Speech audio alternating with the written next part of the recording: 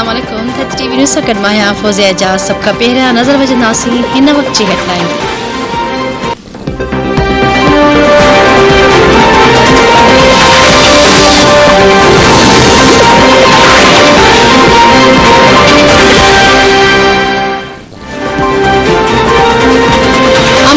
कोशिश के कमज़ोर न समझियो वञे। हथियारबंद फ़ौज के ख़तरे के मुंहुं ॾियण जी सलाहियत रखे थी। वज़ीर आज़म शहबाज शरीफ़ चयो त पाक नेवीअ जो मुल्की सामूंडी हदुनि जी हिफ़ाज़त में अहम किरदार आहे। हुकूमत पाक बहरिया खे वसीला फ़राहम कंदी। क़ौमी तरक़ीअ जा मनसूबा वक़्त ते मुकमल करणा आहिनि। परेड में औरत कैडेट्स जी शिरकत ते ख़ुशी आहे।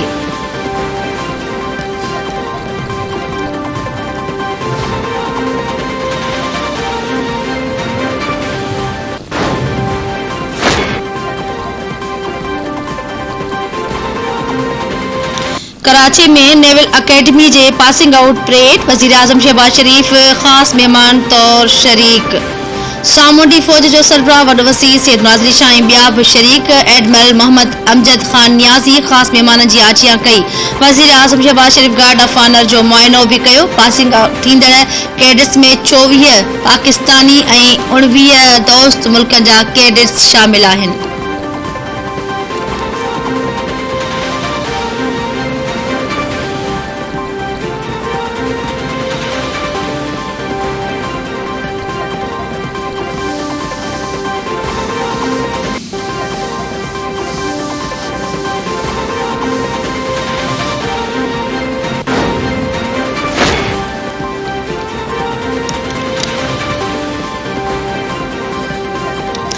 वज़ीर आज़म शहबाज शरीफ़ पारां लोकल गवर्नमेंट एक्ट मुतारिफ़ कराइण ते पंजाब जे वॾे वज़ीर हमज़ा शहबाज खे वाधायूं। वज़ीर आज़म चयो आहे त असराइते ऐं ख़ुदमुख्तियारी लोकल गवर्नमेंट सिस्टम शहरनि जी उमीदुनि ते पूरो लहण जो अहम रस्तो आहे। उन सां मक़ामी क़यादत जी तयारी में मदद मिलंदी।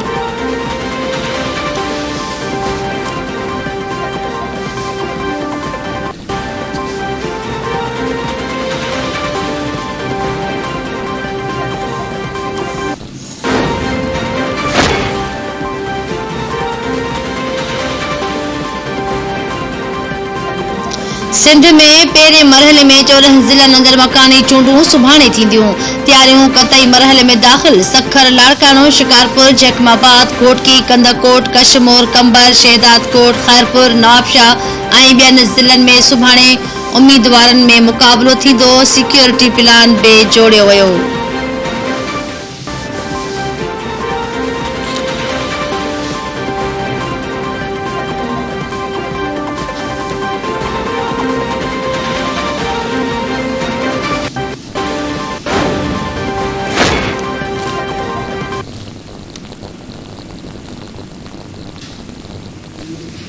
घर मामलनि जे वफ़ाक़ी वज़ीर राणा सनाउल्लाह ख़िलाफ़ मंशियात बरामदगी केस में फ़र्द जुर्म लागू करण जी कार्रवाई हिकु भेरो ॿीहर मुलतवी थी वई। अदालत केस ते कार्रवाई खां सवाइ ॿुधणी मुलतवी करे छॾी।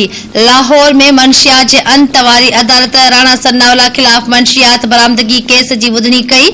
राणा सनाउल्लाह जे वकील ॿुधायो त बजट इजलास में मसरूफ़ हुजण करे वफ़ाक़ी वज़ीर पेश न थी सघंदो। वकील पारां हाज़िरीअ खां छूट जी दरख़्वास्त अदालत में मंज़ूर करे वरिती। केस जी ॿुधणी 23 जुलाई ताईं मुलतवी कई वई।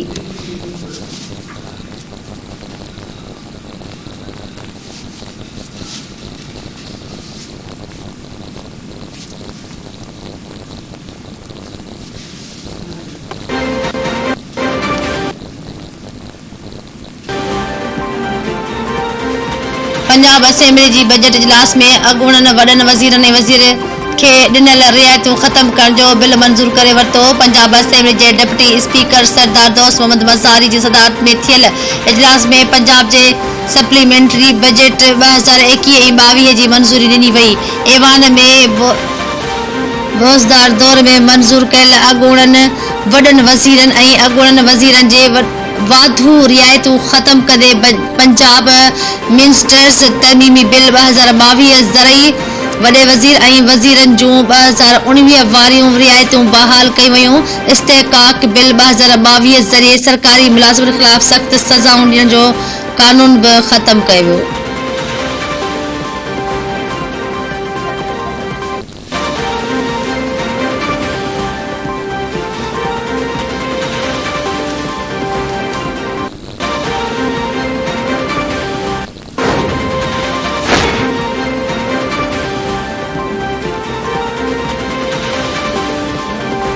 FIA मुंबई हमलन जे मुबैना मास्टरमाइंड ऐं मफ़रूर जाबदार साजिद मीर खे गिरफ़्तार करे वरितो। ज़रियनि मूजिब साजिद मीर 2008 में मुंबई हमलन खां पोइ लापता हो। साजिद मीर खे अमेरिकी FBI घुर्बल तरीन माण्हुनि जी लिस्ट में शामिल कयो हो। मथस $50 लख जो इनाम हो।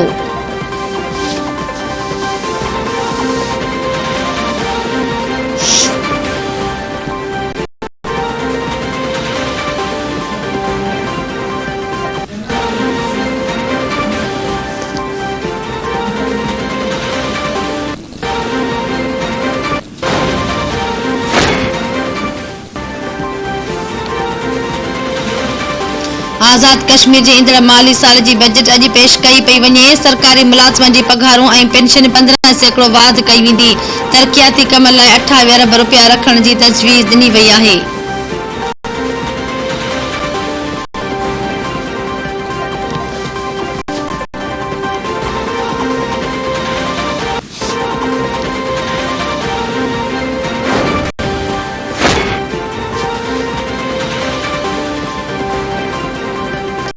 मुल्क में कोरोना में तेज़ीअ सां वाधि जारी। 24 कलाकनि दौरान कोरोना में वरतल हिकु वधीक मरीज़ हयाती विञाए वेठो। 435 नवां केस ज़ाहिर। सिहत जे क़ौमी इदारे NIH जो चवणु आहे त हाकारी केसनि जी शरह 3.9% रही। 78 मरीज़नि जी हालत ॻणितीअ जोॻी।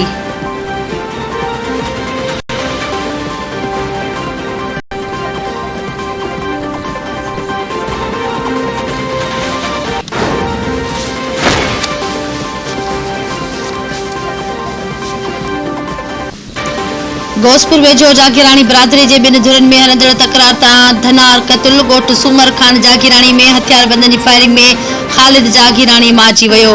फायरिंग में मारिजी वियल धनार जो मड़ घर पहुचण ते कोहराम अची वियो।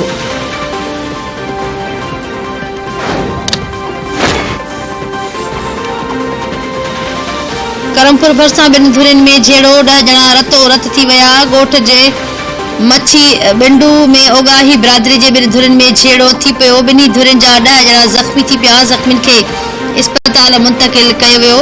इस्पताल में सहूलियतूं न हुजण सबबि ज़ख़्मी पट ते तड़पंदा रहिया।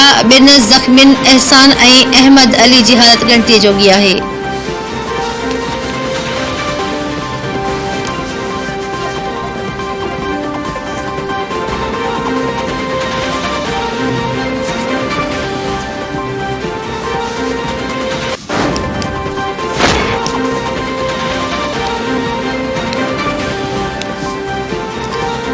कोठड़ी साइट जे इलाक़े मां 2 भेनरूं मुबैना तौरु अगवा। 29 वरियनि जी तस्लीम ऐं संदसि भेण शानिया समो ख़ुदा जी बस्ती मां मुबैना तौरु अगवा थियूं। मसमा तस्लीम समो जे मुड़ुस जी फरियाद ते 5 जाबदारनि ख़िलाफ़ केस दाख़िल कयो वियो।